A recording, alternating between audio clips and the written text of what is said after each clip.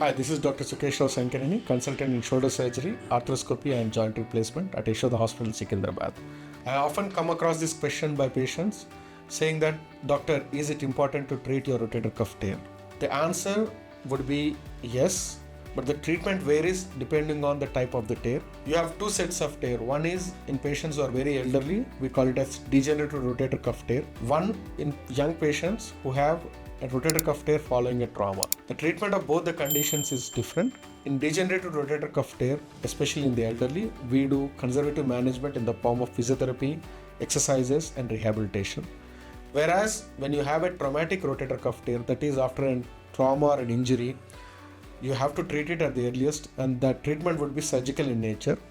The reason is the muscle is elastic in nature.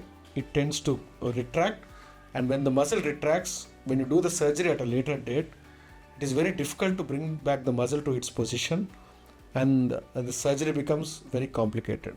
So identifying the rotator cuff at the earliest and determining the treatment management will result in better outcomes, and patients will have less pain. Like, comment, and subscribe for more health updates.